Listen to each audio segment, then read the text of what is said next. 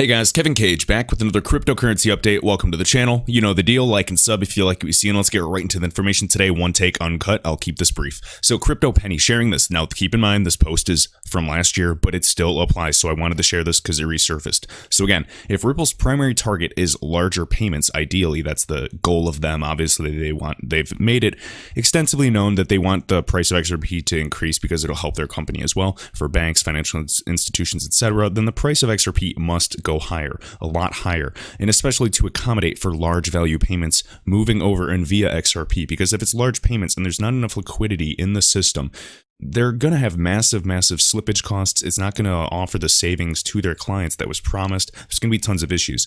So they're basically this theory that I'll go right here. So Rachel Lee, she hasn't been around recently, but she's basically provided tons and tons of valuable info the past few years for the XRP community. And she says, I think Ripple's target is high volume, low value payments, especially in the remittance space, for example.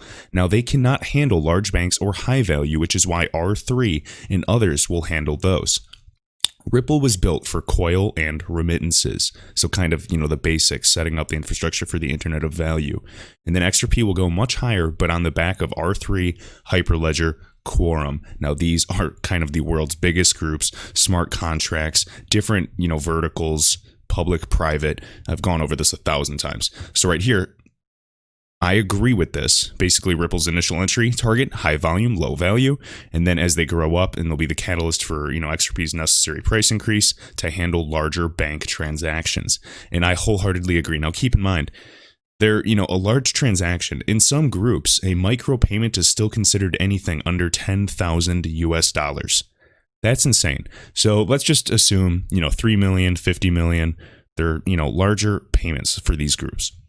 All right, syndicated loans, real estate, supply chain management, they're huge groups that R3 is focused on. So now CDC comes in. R3 is just a platform. Ripple is setting XRP up so that it can be used on R3's Corda settler, and that's their open sourced blockchain network.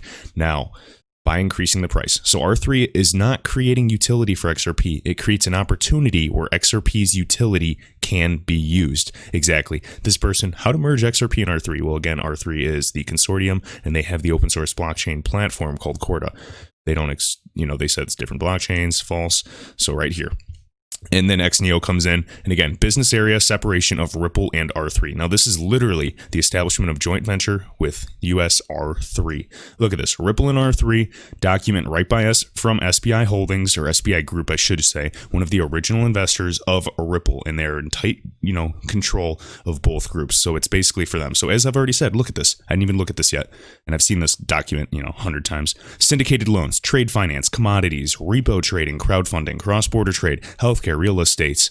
We got derivatives. Don't even get me started on that. We already understand that. But right here, leverage XRP using Corda. You guys can go to the Corda website right now, or R3's site, type in XRP, and you'll see the announcement of XRP being named the settlement mechanism.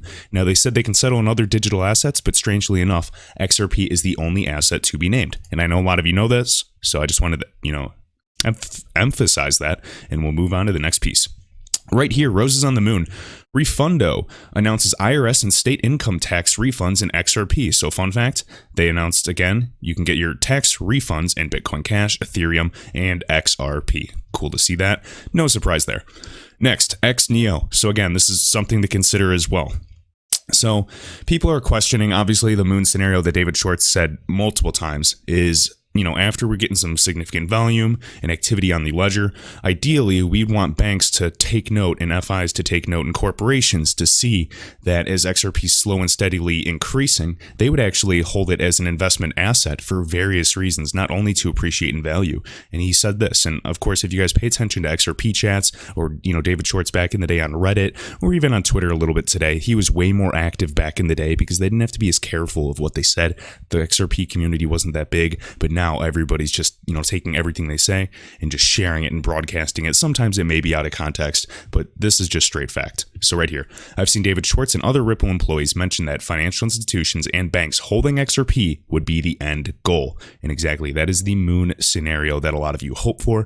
Some people want $10, some people want $1,000, and some people want $10,000. Now, I'm not going to speculate on that because nobody really knows. All I'm saying is anything under $1 is a complete freaking steal.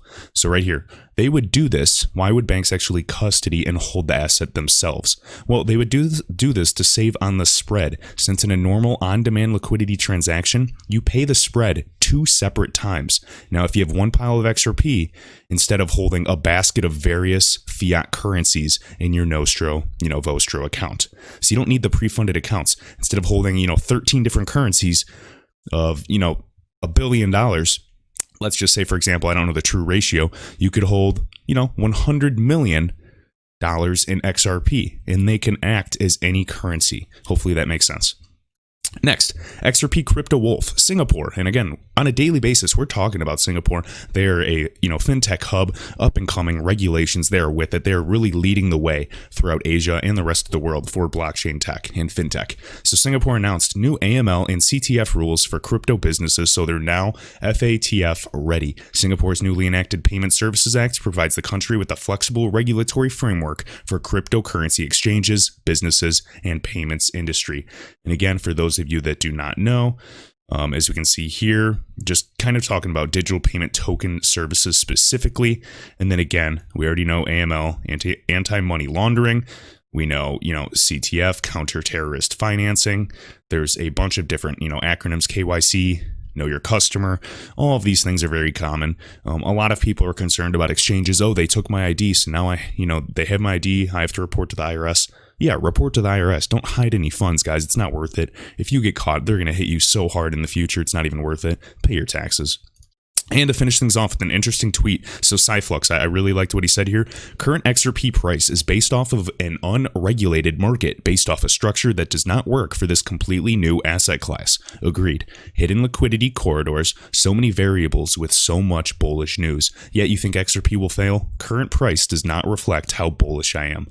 Well said, my man. So guys, I appreciate it. Let me know if you have any thoughts down below, and I will see you in the next one. Thanks.